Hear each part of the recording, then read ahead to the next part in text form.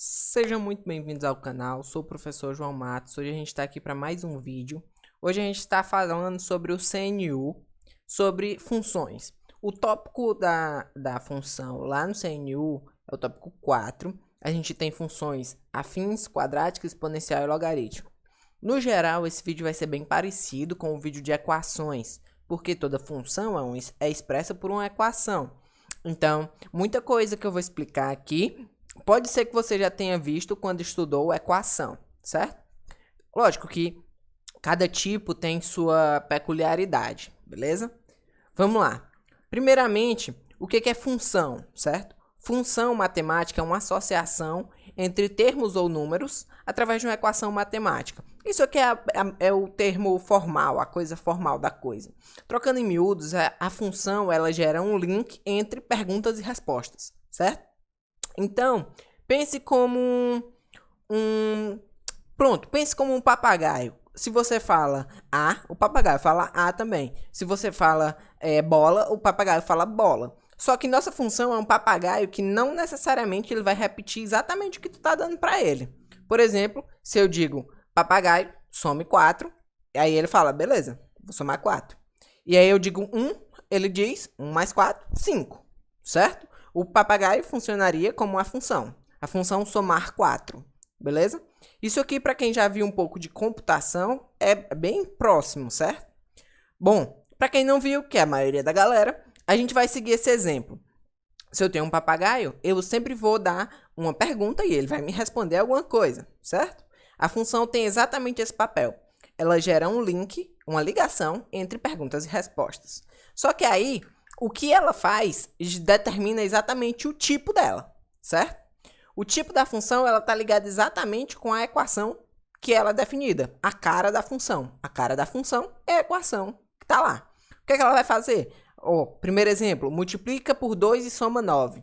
Então eu digo função, mete a conta aí por 1. Aí ele fala 2 vezes 1, 2 mais 9, 11. A resposta é 11. Aí ele ligou o 1 ao 11 pela função, certo? Pela equaçãozinha dele. Beleza. E se eu mudar o jeito que ele faz a continha, muda o tipo de equação. Se eu tenho, muda o tipo de função a partir dessa equação, certo? Se eu tenho uma equação de segundo grau, a minha função é de segundo grau. Se eu tenho uma função logarítmica, ela é expressa por uma equação logarítmica, certo? Beleza, professor. Entendi que o tipo de equação depende do tipo de função e vice-versa. Beleza. Até aí tá ok, porque se a gente viu a equação, eu sei mais ou menos mexer com essa função, certo? Lógico que existem peculiaridades de cada uma. Vou dar um exemplo. Mais na frente a gente vai falar da função logarítmica e da exponencial. Elas duas andam muito amarradas, certo? E também, elas duas dependem somente da operação, que é o log e o exponencial que a gente viu na aula anterior.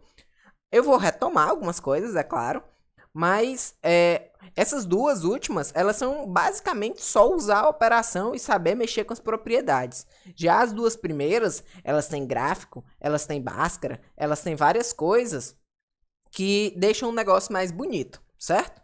Então vamos prosseguir aqui.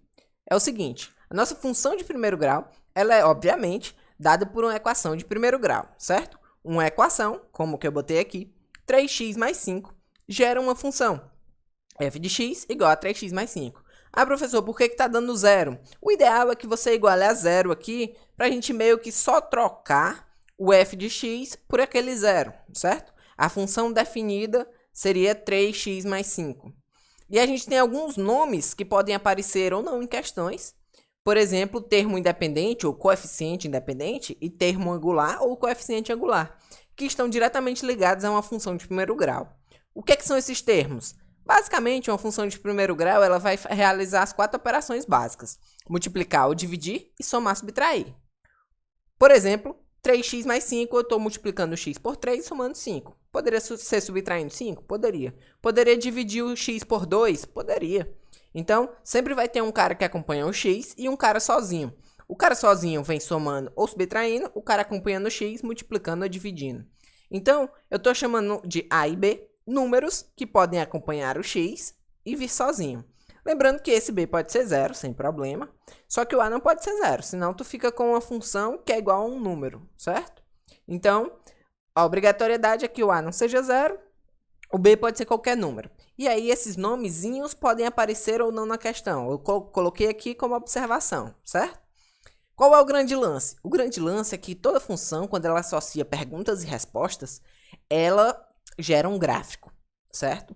Um gráfico é um desenho ligando todos esses pontos que são pares. O par, pergunta e resposta, ele forma um ponto no plano cartesiano. O plano cartesiano ele é uma reta deitada e uma reta em pé, certo?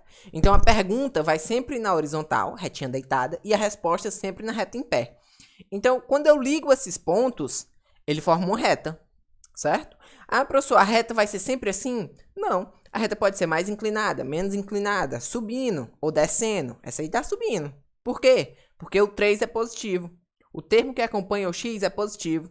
Se ele fosse negativo, aí a reta estava descendo, certo? Como assim descendo? Quanto mais para frente você andar, mais para baixo ela vai te responder, certo? Beleza. Então, como é que eu traço esse gráfico? Como é que eu descubro esse gráfico? Muito simples. Chute aí, dê a pergunta para a função. Chute o 0, aí ele vai te responder o 5. Chute 1, ele vai te responder o 8. Tu pega os dois pontos e risca e faz uma reta, certo? Até porque, por uma reta, para definir uma reta, você só precisa de 2 pontos, certo? Então, assim, estamos conversados. O termo independente, que é esse termozinho aqui do B, que é o 5, ele é exatamente onde corta o eixo vertical, cortando bem aqui no 5, ó. E o resto é bem tranquilo, porque, ó, sinal do acompanhante do x é positivo, então ela tem que crescer. Onde é que ela toca o eixo em pé, o eixo vertical? Bem no 5, trisquei. E aí eu só preciso adequar os pontos, o ponto 0,5, o ponto 1,8, o ponto 2,11. E aí eu passo a linha cortando, certo? E formo o gráfico. Nossa equação de segundo grau, ela já é um pouco mais rebuscada. Por quê? Porque ela vai envolver o cálculo de raízes, certo? Ela vai envolver o Bhaskara, ela vai envolver aquelas continhas que você tenta fugir um pouco. Mas vamos lá. O que é que a gente tem para aprender sobre ela? Uma função também gerada por uma equação, certo? E ela também tem os números acompanhantes. O A acompanha o x², o B acompanha o x, o C é o termo independente, certo? Esses mesmos termos A, B e C são os que aparecem na fórmula de Bhaskara, beleza? Então, muita atenção para o rosto da função, a carinha dela. Coisas importantes sobre o gráfico. O gráfico de uma função de segundo grau sempre vai ser sempre vai ser uma parábola, certo? Muito importante também ressaltar que essa parte eu não escrevi, eu estou falando. Então, preste muita atenção. Sempre que eu tenho raízes são respostas para a minha equação. O que é isso? Raiz é o número que torna aquela função igual a 0. Basicamente, você vai pegar a cara da função, igualar a 0 e arrochar o Bhaskara. Seguindo isso, você tem duas respostas, os 2x. Os 2x são exatamente onde corta o eixo horizontal, certo? E aí, normalmente, nesse caso aqui não cortou, mas pode ser que corte em 2 pontos, ou só em 1, ou não corte. Como assim, professor? É o seguinte, tudo depende do delta. Você calculou o delta. Se ele deu um número positivo, você vai ter duas respostas para o Bhaskara. Se você calculou o delta e você deu 0, você vai ter uma resposta para o Bhaskara, certo? Uma resposta para o x, uma raiz, que é o nosso caso do exemplo. Se você calculou o delta e deu um número negativo, ele não vai tocar o eixo x, é uma coisa sem resposta, certo? Então, o ideal é que seu delta dê positivo ou 0. Se deu negativo, tem alguma coisa errada nas suas contas ou com a questão, certo? Bom, seguindo. Professor, onde é que está o termo independente? O termo independente é o C, o 18, certo? E ele é exatamente, de novo, onde corta o eixo vertical. Cortou bem aqui no 18, ó. E esses caras, o que é que eles representam? Eles representam os coeficientes A e B. Eu posso testar, jogar pontos e traçar uma reta? Não. Por quê? Porque o gráfico não é uma reta. O gráfico é um U, é uma parábola. Então, o que você tem que fazer é olhar concavidade. O que é concavidade? É para onde a boquinha está aberta. Vamos ver bem aqui, ó. O termo independente, ele é o C da equação. A concavidade da parábola, ele é o sinal do A. Lembra que eu te falei lá na reta que o acompanhante do x sozinho, aqui, ó, ele definia se a reta crescia ou decrescia? Pois aqui, o acompanhante do x², ele manda em que direção está a boca da parábola. Como ele é positivo, o 2 é positivo, a boquinha da parábola está para cima. Se fosse negativo, era para baixo, certo? Então, as raízes da função é por Bhaskara, a concavidade é pelo sinal do A e o termo independente é o C da equação, beleza? Então, ó, mesma coisa aqui, só uma repetição. As raízes é onde toca o eixo horizontal, a concavidade é a boca do gráfico e o termo independente é onde toca o vertical. Então, ó, o vertical sendo tocado no 18, termo independente, boca para cima, porque a função tem o A igual a 2, mais 2. E aqui, ó, tá dando só uma raiz, porque só tá tocando uma vez no eixo X, porque o delta é 0, certo? Se o delta fosse 4, aí ia ter duas raízes, iam cortar em 2 lugares, beleza? Qualquer dúvida, pode deixar aí embaixo. Agora a gente vai seguir para a função exponencial. Ela é um tipo de função que anda muito de mão dada ali com a logarítmica. E ela é bem simples. Ela é muito utilizada em questões de meia-vida, certo? Ela é bem simples. Tudo que você precisa é de uma base positiva, certo? E um expoente. O x tem que morar no expoente, por isso que a função é exponencial, certo? Aí o que é que você vai ter que se ligar? Você vai ter que se ligar em decomposição. Porque eu tenho que saber, por exemplo, se o 5 elevado a x é 125, eu tenho que saber quanto é o x. Então, eu tenho que basicamente resolver uma equação exponencial.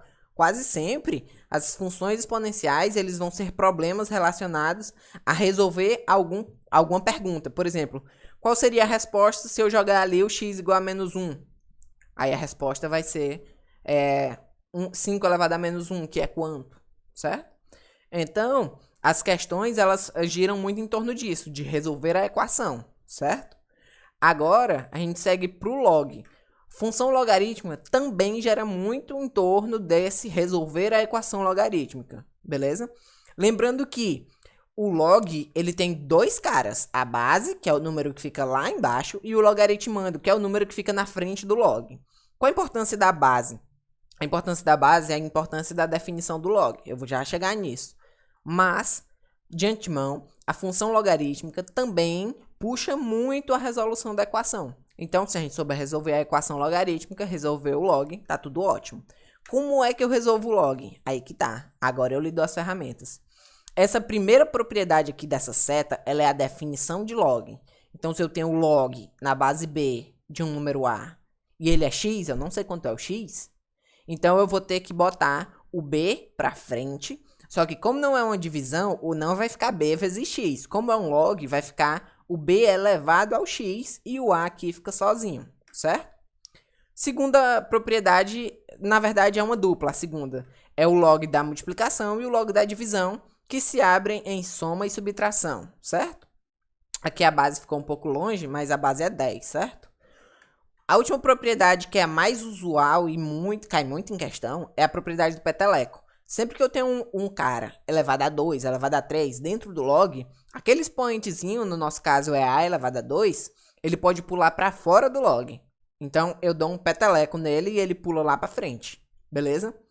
Então, ó, eu te dei um rumo bem bacana dos 4 tipos de funções que estão sendo cobrados no edital.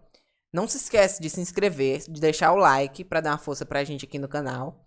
E qualquer dúvida, pode deixar aqui nos comentários que eu respondo com o maior prazer. Até a próxima. Professor João Matos. Até a próxima.